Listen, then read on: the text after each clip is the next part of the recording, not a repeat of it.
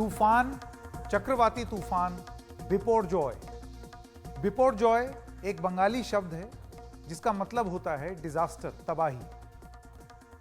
सब लोग यही मान रहे होंगे, मना रहे होंगे हाथ जोड़ के कि जो इस शब्द का मतलब है, कम से कम वो मतलब जमीन पर ना उतरे, बिपोरजॉय इतनी बड़ी आपदा बन करके ना आए और धीरे धीरे तूफान चला जाए।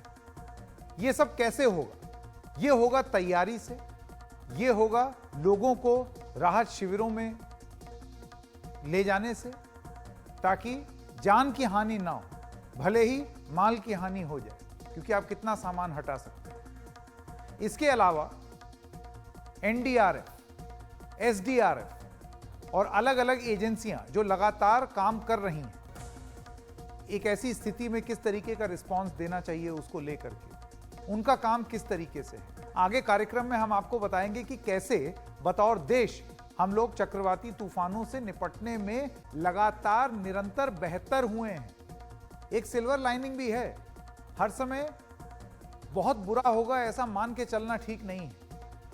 सन 99 के ओडिशा के तूफान के बाद भारत ने बहुत कुछ सीखा है और आपदा प्रबंधन को बहुत अच्छे से सुधारा भी, लेकिन फिर भी हर बार एक आपदा एक नई चुनौती बन करके आती है और फिर से आपका इम्तिहान लेती है कि आप कितने तैयार हैं। वो इम्तिहान आज ये देश और आपदा प्रबंधन का जो पूरी व्यवस्था है वो अब से कुछ ही देर में देने वाली है, क्योंकि लैंडफॉल जो साइक्लोन है बिपोरजॉय, उसका लैंडफॉल प्रक्रिया शुरू हो गई है। लंबी प्रक्रिया है, समय लगता है, 3-4 घंटे लगते हैं। उसके बाद वो जमीन से टकराता है तूफान, धीरे धीरे फिर हवा कम होती चली जाती है, लेकिन शुरुआत में उसकी हवा बहुत तेज होती है और नुकसान वो ज्यादा पहुंचा सकती है। उन जगहों पर राहत का काम हो रहा है, लोगों को राहत शिविरों में भी भेजा गया है ताकि वो इसके इम्पैक्ट से दूर रहे।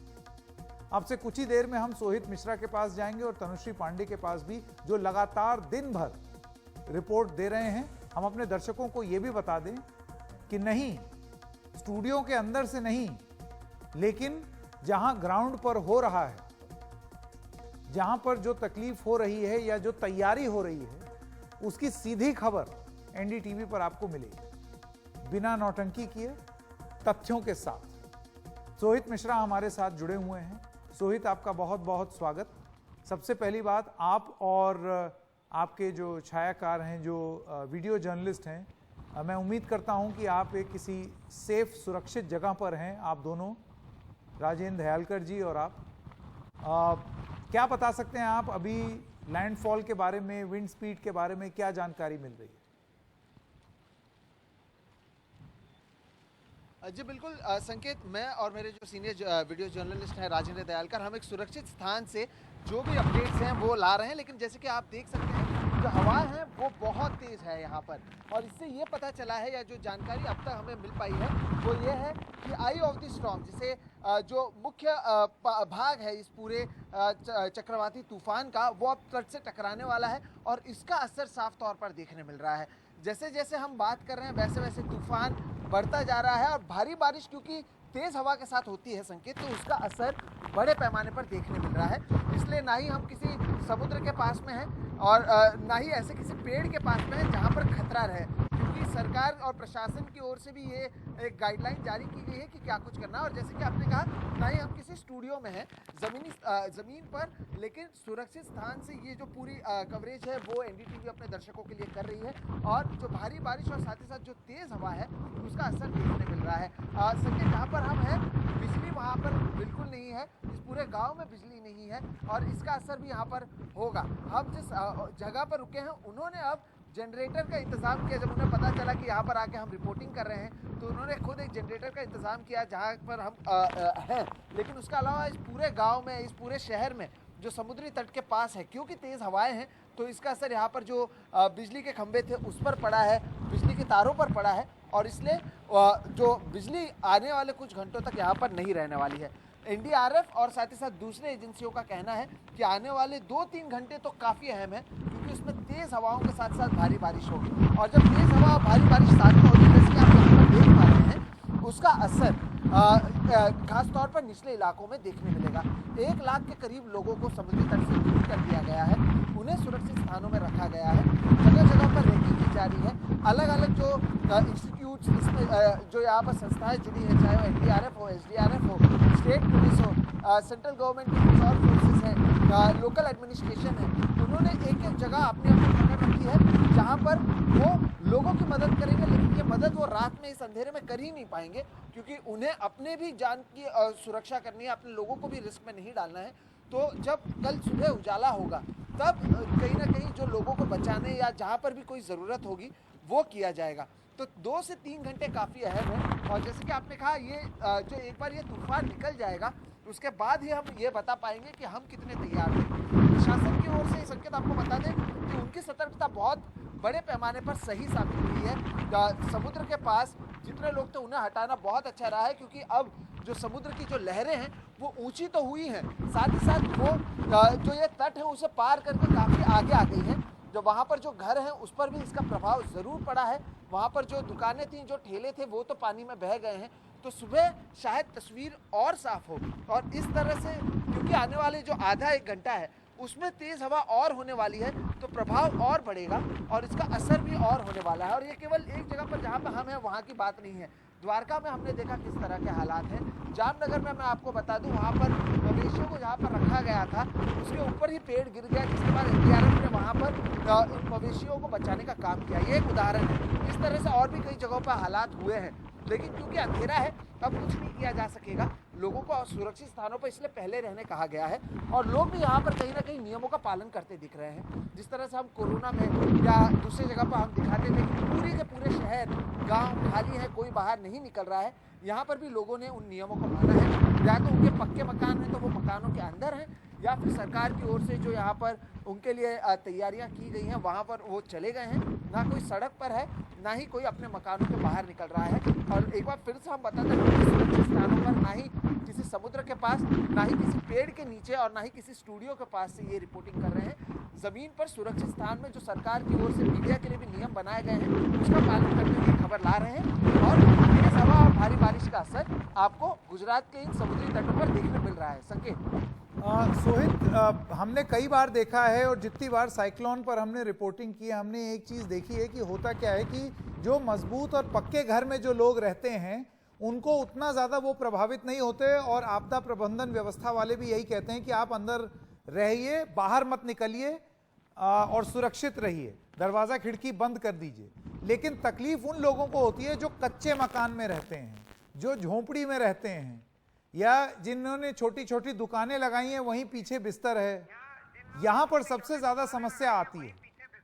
तो आपको लगता है कि ये व्यवस्था प्रशासन ने अच्छे से की है कि इस तरीके से जो लोग हैं जो शायद प्रभावित हो सकते हैं उनको एक सेफ स्थान पर लेकर के, सुरक्षित स्थान पर लेकर के जाए?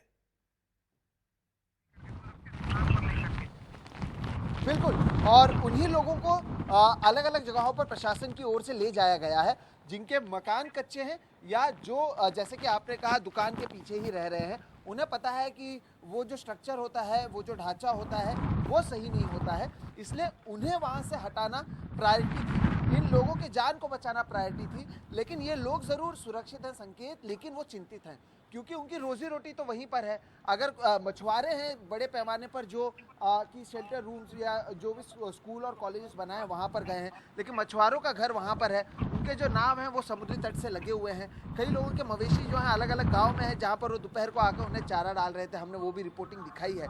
तो उनकी रोजी रोटी पर आने वाले दिनों पर इसका किस तरह से असर ना पड़े, इससे लेकर वो चिंतित ज़रूर हैं, क्योंकि तूफान तो आज रात भर में गुजर जाएगा, लेकिन इसके आगे वो अपने आप का जो उनका गुजारा है वो कैसे करेंगे, उसके लिए प्रशासन का कहना है कि उसके लिए भी तैयारी है कि जिनके घर कच्चे थे या फिर मजबूत नहीं था और इसका असर पड़ता है, सुबह से ही प्रशासन की अलग अलग टीमों की कोशिश होगी कि उसे जल्द से जल्द सही किया जाए या रहने लायक किया जाए, ताकि लोग वहां पर पहुंचे और अपने जीवन को, अपने दिनचर्या को फिर से उसी तरह से शुरू करें।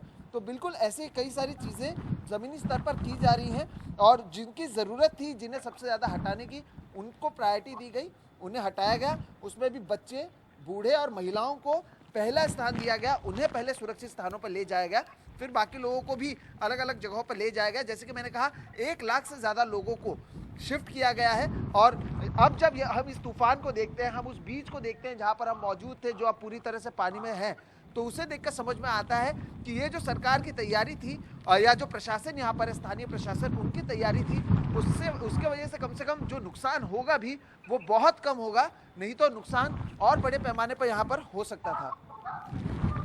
मेरा आखिरी सवाल आपसे, सोहित, आपने और राजेंद्र जी ने, जो आपके वीडियो जर्नलिस्ट हैं, इससे पहले कितनी बार आपने साइक्लोन या इस तरीके की, आप मुंबई में रहते हैं, मुंबई में आपने फ्लड्स और तेज बारिश तो कवर की ही होगी, लेकिन इस तरीके के साइक्लोन आपने कितनी बार कवर किए हैं?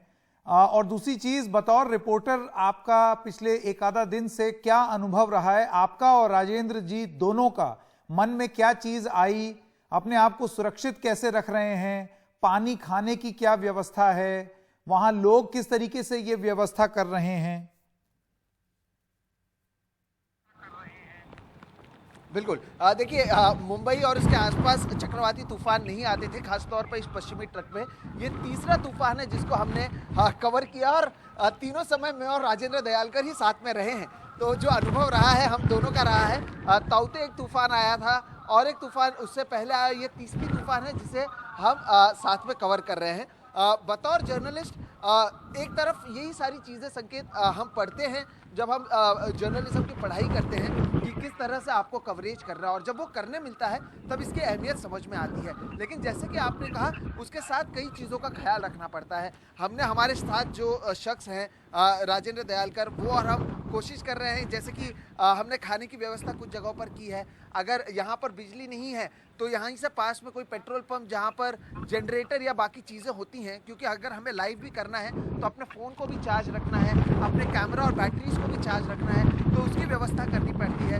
रहने के लिए हम सभी सोचते हैं कि कोई अच्छी जगहों पर रहें, ये भी लोगों को पता नहीं है कि आमतौर पर बीच के आसपास के जो होटल्स हैं वो पूरी तरह से बंद रहते हैं ऐसे तूफान में। तो आपको अपने रहने की व्यवस्था करना एक अपने आप में चुनौती होती है। तो ये अलग अलग चीज़ें होती हैं जो पत्रकार को करना पड़ता है। राजेंद्र जी हो, मैं हूँ या बाकी लोग हैं, और यहाँ पर भी आप अपने जब साथ में आप आते हैं तो बारिश होने वाली है, इसका आपके इक्विपमेंट पर असर पड़ता है, आपके लाइट्स पर असर पड़ता है, कैमरा पर असर पड़ता है। तो उसके लिए जिस तरह से हम वो शब्द यूज़ करते हैं जुगाड़, वो भी करना पड़ता है। जैसे कि एक जुगाड़ कर हम एक सुरक्षित स्थान पर अब खड़े हैं और ये रिपोर्टिंग कर रहे हैं, तो इसी तरह से काम करते हुए इसे हम जिम्मेदारी के साथ रिपोर्ट कर रहे हैं। और जिस तरह से हमने पढ़ा था उसी तरह से, बिना किसी एग्जैजरेशन के साथ, बिना किसी ड्रामे के साथ और केवल फैक्ट्स के साथ इस पूरी खबर को हम हमारे दर्शकों के लिए ला रहे हैं। सोहित, मेरा आखिरी सवाल, मैं जानता हूं कि अभी आप सुरक्षित स्थान पर हैं, पर आपको बैटरी भी बचानी है, कैमरे को भी बचाना है, तेज आंधी से अपने आप को भी बचाना है, और रात अभी लंबी है।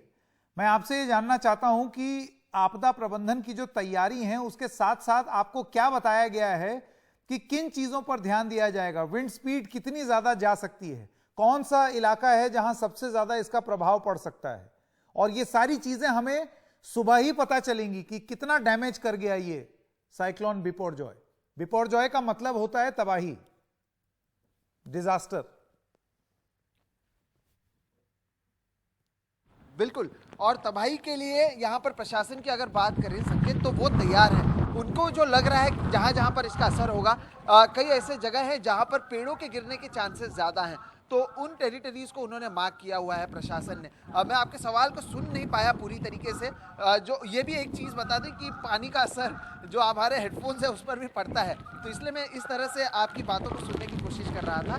तो बिल्कुल प्रशासन की ओर से अलग अलग तैयारियाँ, और देखिए संकेत, जैसे मैं कह रहा हूँ, भारी बारिश के साथ जब तेज़ हवाएँ चलती हैं तो उसका एक अलग प्रभाव भी होता है, उसके जो जिस फोर्स से वो आपको लगती है वो भी बहुत अलग होती है। रही बात प्रशासन की, तो उन्होंने मार्क किया हुआ है उन घरों को जहाँ पे जो कच्चे घर हैं, उन जगहों पर जहाँ पर मवेशियाँ ज़्यादा हैं, और उन जगहों पर जहाँ पर पेड़ गिरने की आशंका है, और इन्हीं जगहों पर उनका फोकस जैसे ही सूर्य की पहली किरण सुबह निकलती है वो रहने वाली है। और जो डिज़ास्टर है या जो तबाही है, वो तबाही का किस तरह से असर कम से कम हो उसकी कोशिश प्रशासन करेंगे। और कल सुबह ही हम ये बता भी पाएंगे कि जो ये 4 घंटे की तूफान है या उससे पहले हम जो 4 दिनों से यहाँ पर तैयारी देख रहे हैं वो कितनी सफल रही है और प्रशासन ऐसे तूफानों से आगे लड़ने के लिए क्या कुछ करने वाली है, क्योंकि पश्चिमी तट पर आमतौर पर तूफान आते नहीं थे, लेकिन पिछले 3, 4, 5 सालों में जिस तरह से जितने ये तूफान बढ़ रहे हैं उससे समझ में आता है कि मौसम बदल रहा है और इस तरह के तूफान शायद भविष्य में और भी इस तरह से पश्चिमी तट पर देखने मिल सकते हैं। बिल्कुल, मैं आपको ऑल द बेस्ट कहूँगा और लगातार ये रिक्वेस्ट भी रहेगी आपसे। मैं जानता हूँ आप बहुत ही ध्यान से और संयम के साथ रिपोर्टिंग करते हैं सोहित। आप और राजेंद्र जी दोनों सुरक्षित रहें, अच्छे से रिपोर्टिंग करें और हम तक सच्ची खबर लाते रहें। आपका बहुत बहुत धन्यवाद। अपना बहुत बहुत ध्यान रखिएगा आप और राजेंद्र जी। और मैं मान सकता हूं कि शायद कुछ खाने पीने की व्यवस्था भी आपने रखी होगी, क्योंकि ऐसे वक्त में ये तो है नहीं कि आप बाहर गए और आपने कुछ जोमेटो स्विगी से मंगवा लिया। स्थिति बहुत भयंकर होती है ऐसे में, तो तैयारी पूरी होनी चाहिए। तो उस तरीके की तैयारी मैं समझता हूं कि आपने की होगी। बहुत बहुत धन्यवाद हमारे साथ जुड़ने के लिए सोहित और सोहित के कैमरामैन राजेंद्र दयालकर जी। अब से थोड़ी देर में हम हमारी दूसरी सहयोगी तनुश्री पांडे और उनके कैमरा सहयोगी गोविंद मूर्ति के पास भी जाएंगे, उनसे भी जानने की कोशिश करेंगे कि शेल्टर होम्स में क्या स्थिति है। लेकिन उससे पहले आइए आपको मैप के माध्यम से, यहां पर एक हमने इमेज खोली हुई है, उसके माध्यम से आपको समझाने की कोशिश करते हैं कि यह तूफान आया कैसे, आया कहां से और यह कहां जा रहा है। तकनीक ने यह काम आसान कर दिया है कि हमको बहुत सारी चीजें मैप के माध्यम से पता लग जाती हैं। तो थोड़ा सा अगर सुशील जी जूम करेंगे तो मैं आपको दिखा दूंगा। सबसे पहले तो ये देखिए, ये है 5 जून सुबह 5:30 बजे। आप देख रहे हैं उस समय साइक्लोन बिपरजॉय की स्पीड कितनी थी, 45 किलोमीटर प्रति घंटा। आज की अगर बात करें तो अहमदाबाद में कुछ इस तरीके की विंड स्पीड है, यानी कि ये उतना ज्यादा नहीं है, हल्की सी तेज हवा है लेकिन उतनी ज्यादा तेज हवा नहीं है, 45 किलोमीटर प्रति घंटा। अब अगले दिन की बात करते हैं, 6 जून दोपहर 4:30 बजे यह साइक्लोन हो गया 95 किलोमीटर पर आवर, 95 किलोमीटर प्रति घंटे की रफ्तार से ये चक्रवाती तूफान घूमने लगा। तब इसको नाम दिया गया साइक्लोनिक स्टॉर्म, तब इसको चक्रवाती तूफान कहा गया। आप देख रहे हैं एक दिन पहले ये ट्रॉपिकल डिस्टर्बेंस थी कि थोड़ी सी डिस्टर्बेंस हो रही है, एक दिन बाद ये डिस्टर्बेंस बदल के ये बन गई साइक्लोनिक स्टॉर्म। उसके अगले दिन ये स्पीड और बढ़ गई और ये हो गई 150 किलोमीटर प्रति घंटा, 7 जून 11:30 बजे, और इसका नाम हो गया वेरी सीवियर साइक्लोनिक स्टॉर्म, यानी कि अति गंभीर चक्रवाती तूफान। ये चला। अब जैसे कि आप यहां देख सकते हैं, मैं जरा जूम इन करूं, ये भी तूफान के साथ बहुत होता है। आप देख रहे हैं ये तूफान आया और चलते चलते अपना रुख बदल लिया इसने। एक बार बदला, फिर दोबारा आया, फिर एक बार और बदला और फिर वापस आप देखिए यूं इंडिया की ओर बढ़ना इसने शुरू किया। इस समय इसकी स्पीड 145 किलोमीटर प्रति घंटे थी। आप देख रहे हैं लगातार 150 145 किलोमीटर प्रति घंटा। उसके अगले दिन इसकी स्पीड हुई 9 जून को 110 किलोमीटर प्रति घंटा, यानी कि फिर उसकी वैल्यू डाउन की, वेरी सीवियर की जगह सीवियर साइक्लोनिक स्टॉर्म। लेकिन उसके ठीक अगले दिन, और ये बन गई चिंता की बात कि अगर ये कंटिन्यू रहता तो बहुत बुरी स्थिति हो जाती। जैसे कि आप ये देख सकते हैं यहां 11 जून रात 2:30 बजे 190 किलोमीटर प्रति घंटा, ये 195 भी टच किया था और तब इसका नाम दे दिया गया एक्सट्रीमली सीवियर साइक्लोनिक स्टॉर्म। इस रफ्तार से अगर ये तट से टकराता तो बहुत ज्यादा नुकसान पहुंचा सकता था। आप सोचिए कितनी तेज, 195 किलोमीटर प्रति घंटा बहुत ज्यादा स्पीड होती है। उसके बाद ये तूफान आगे बढ़ा, लगातार पूरे दिन 195 किलोमीटर पर आवर था। उसके अगले दिन इसकी स्पीड थोड़ी कम हुई, 12 जून को 150 किलोमीटर प्रति घंटा, दोबारा वेरी सीवियर साइक्लोनिक स्टॉर्म, जो कि बहुत ज्यादा है। अब यहां पर आप देखें तो ये कल की बात है, 14 जून को, मैं फिर से जूम कर रहा हूं, 14 जून को एक बार फिर से इस तूफान ने अपना रुख बदला। ये रहा भारत, ये देखिए, ये है पोरबंदर, जामनगर, ये है गुजरात का बॉर्डर, और ये तूफान यहां आने के बजाय इसका रुख हो गया उस तरफ, मिडिल ईस्ट की तरफ, वहां जाने लगा। लेकिन फिर तुरंत इसने अपना रुख दोबारा बदला। बार बार, कम से कम 3 बार हमने यहां पर देखा है अभी तक कि यह तूफान अपना रूट बदल रहा था। अभी भी विंड स्पीड बहुत ज्यादा थी, 150 किलोमीटर प्रति घंटा। फिर आते हैं आज पर, आज 100 से 110, अभी इसकी स्पीड जो बताई जा रही है वो है 100 किलोमीटर प्रति घंटा। अब ये आई ऑफ द स्टॉर्म जिसको कहा जाता है, मैं जरा जूम आउट कर लूं, उससे आपको एक आइडिया मिल जाएगा। ये स्पीड है 100 किलोमीटर प्रति घंटे की, लेकिन इसके आसपास की स्पीड बताते हैं जो वैज्ञानिक हैं कि वो अप डाउन होती रहती है। यानी कि ऐसा भी हो सकता है कि स्पीड, जैसे कि आप ये इस वाले इलाके में देखिए, स्पीड 115 किलोमीटर प्रति घंटा, और कहीं कहीं जगह जो है जो गस्टिंग ऑफ विंड, अभी सोहित जो बोल रहे थे, आप देख रहे थे किस तरीके से वो उनका पूरा मुंह ही हिल हिल जा रहा था। वो इसलिए इसको कहते हैं गशिंग ऑफ विंड, गस्टिंग। एकदम से झटका लगता है, धक्का लगता है हवा का, वो यही धक्का होता है कि 100 किलोमीटर प्रति घंटा जो है वो नॉर्मल है, और एकदम से बढ़ के स्पीड उसकी 120 125 भी जा रही है, लेकिन फिर रुक जा रही है। इस स्थिति में ये लैंडफॉल कर रहा है, और धीरे धीरे, जैसे कि आप देख सकते हैं, ये वो चक्रवाती तूफान है।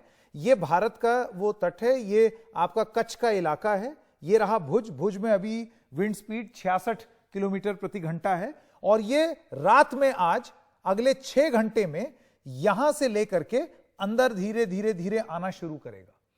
तो ये यहां पर पॉइंट ऑफ इंपैक्ट पर सबसे ज्यादा असर पड़ सकता है, क्योंकि यहीं सबसे ज्यादा तबाही मचेगी। स्पीड यहां पर 100 से ऊपर होगी, और गस्टिंग ऑफ विंड्स जो है वो 110 120 तक भी जाएगा। अब कल सुबह क्या होगा, देखिए, अच्छी चीज ये है, अच्छी इसलिए मैं कह रहा हूं क्योंकि तकनीक के माध्यम से आप जान सकते हैं कि आगे क्या होगा। तो एक प्रोजेक्शन ये है कि कल सुबह 5:30 बजे जब ये गुजरात के अंदर आ चुका होगा, तब इसकी स्पीड घट के 95 किलोमीटर प्रति घंटा हो जाएगी। ये कल सुबह 5:30 बजे की स्थिति यहां पर बताई जा रही है। उसके बाद अगर आप यहां देखें, शाम को 5:30 बजे, मैं जरा मैप नीचे कर दूं ताकि आपको आइडिया मिले, शाम को 5:30 बजे ये पाकिस्तान में एंटर करेगा, और तब इसकी विंड स्पीड हो जाएगी 75 किलोमीटर प्रति घंटा।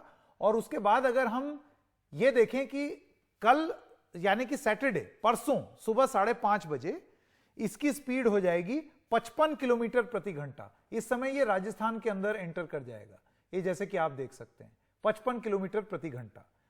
इस मैप के माध्यम से मैं आपको यह भी दिखा सकता हूं कि तूफान दिखेगा कैसे। जैसे कि आप ये देख सकते हैं, अभी ये स्थिति है, ये है आज की पोजीशन।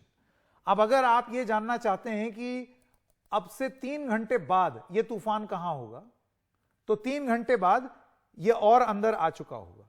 और अगर मैं आपको ये बताऊं कि आज ठीक इसी वक्त, ये जो अभी ये वक्त है, ठीक इसी वक्त कल ये तूफान कहां होगा, तो जैसा कि आप मैप में देख सकते हैं, कल इस वक्त तक ये तूफान पाकिस्तान के अंदर जा चुका होगा, और इसकी स्पीड जैसे कि आप देख सकते हो, लाल लाल बहुत तेजी से यहां घूम रहा था, अब धीरे धीरे धीरे धीरे वो विंड स्पीड कम होगी। उम्मीद यही जताई जा रही है कि बहुत कम से कम नुकसान हो, और इसी चीज की उम्मीद लगाई जा रही है। और उसमें एक चीज जो सबसे पहले काम आती है वो है आपदा प्रबंधन। आप कितने तैयार हैं एक तूफान से जूझने के लिए। तूफान से पंगा लेना बहुत मुश्किल है, क्योंकि जब हम लोगों को इस बारे में बतौर देश जानकारी थोड़ी कम थी, तब जो चीजें हुई थी, अब से थोड़ी देर में हम आपको बताएंगे, उसमें बहुत सारे लोग मरे थे। हम उड़ीसा 1999 के बारे में बात कर रहे हैं। चीजें बदली, वक्त बदला। आइए अपने मेहमानों से बात कर लें। Doctor Amita Singh, founding chairperson है special centre for disaster research, और professor Santosh Kumar, senior advisor है national institute of disaster management. Doctor Singh और प्रोफेसर कुमार, आप दोनों का बहुत बहुत स्वागत, बहुत बहुत धन्यवाद। डॉक्टर सिंह, मैं सबसे पहले आपके पास आना चाहता हूं और आपसे ये जानना चाहता हूं कि आज इतने वक्त बाद हम कितने तैयार हैं अपनी फोरकास्टिंग में, रिलेटेड मैनेजमेंट और प्लानिंग में।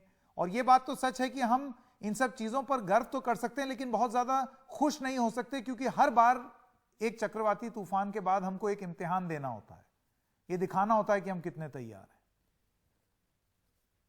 हैं। यहाँ बुलाने के लिए धन्यवाद। जी मैम।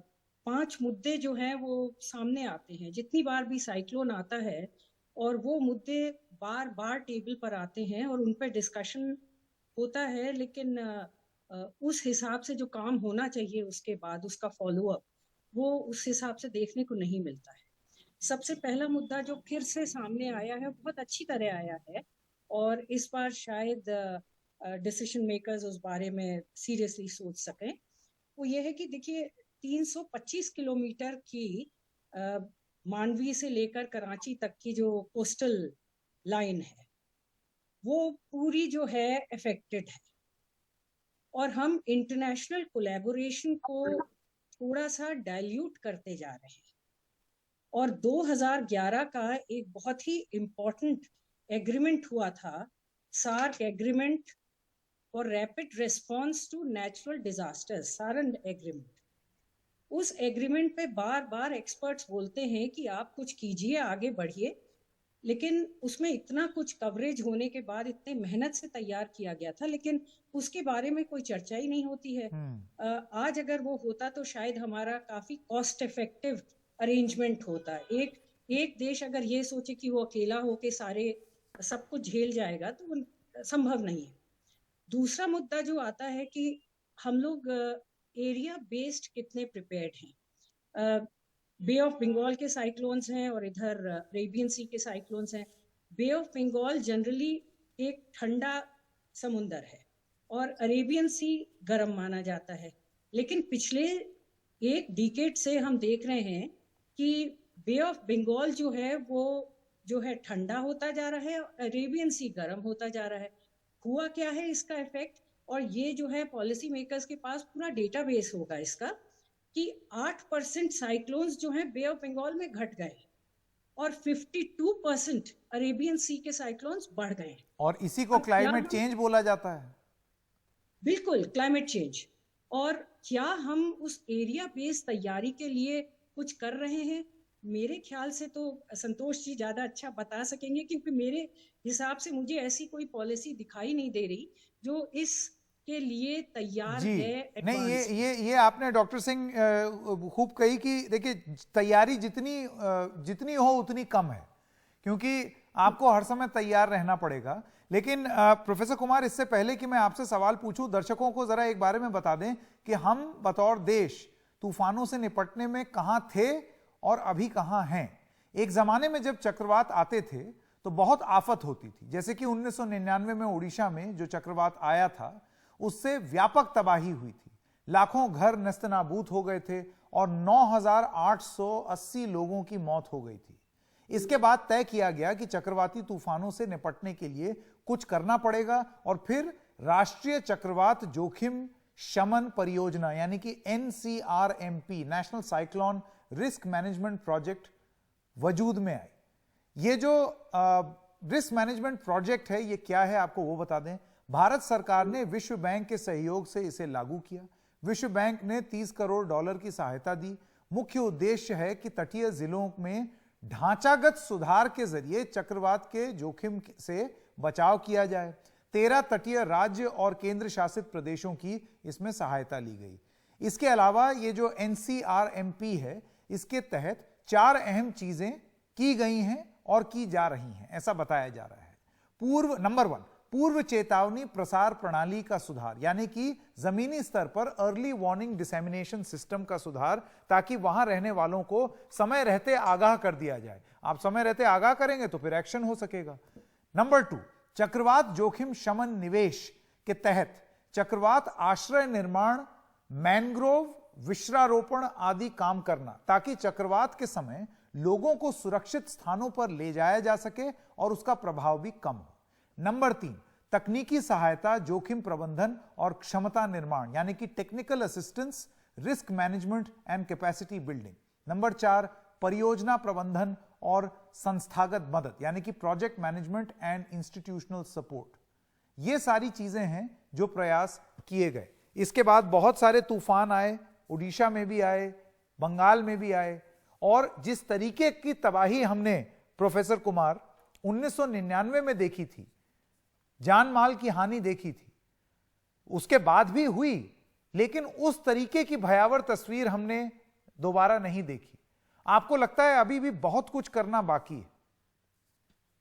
जी, आपने बहुत अच्छे से इस परियोजना के बारे में बताया और एक कंपैरेटिव एनालिसिस आपने किया कि 99 साइक्लोन, सुपर साइक्लोन जो था उड़ीसा का, और वर्तमान में इन विगत वर्षों में हमने क्या किया और क्या नहीं किया।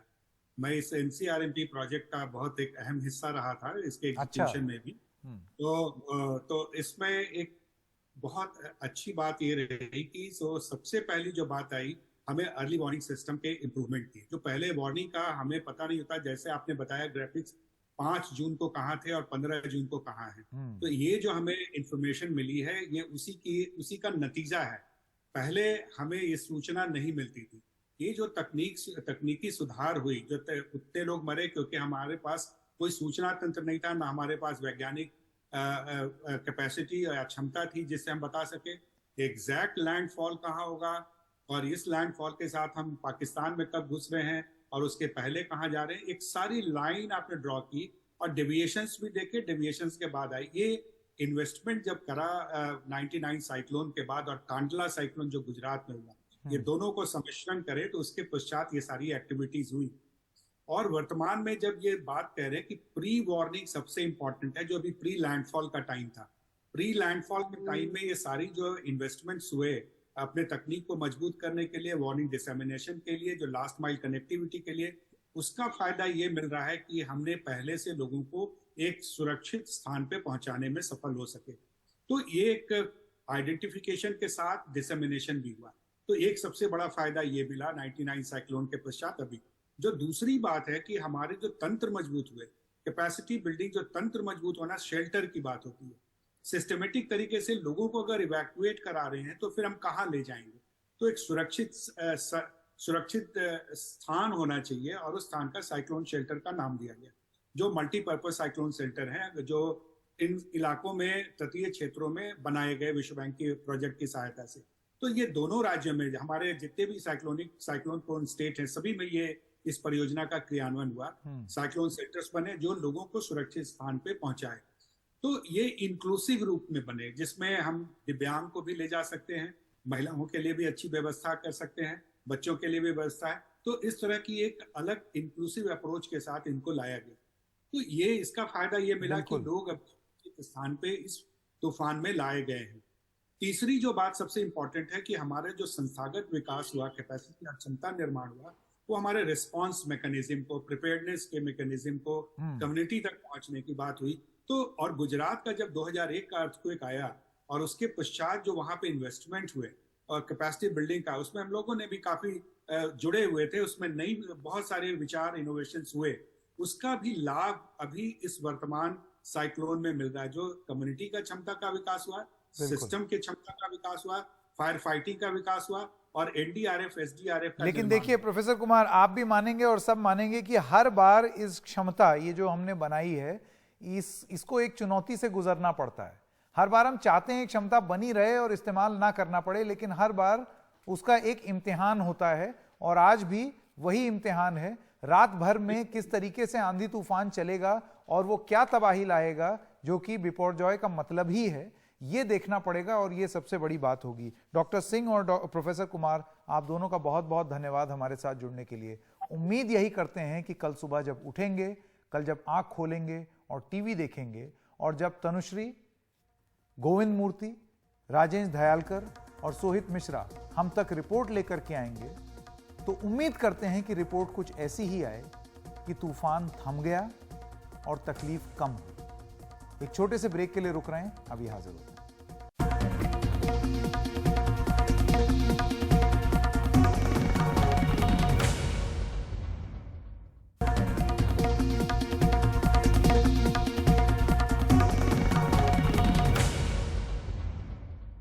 और आपको ये भी बता दें, 17 जून को एनडीटीवी उत्तर प्रदेश को लेकर दिन भर कॉन्क्लेव करने जा रहा है। इस कॉन्क्लेव में उत्तर प्रदेश की चुनौतियों, उसकी उम्मीदों, उसके बदलावों पर भी बात होगी।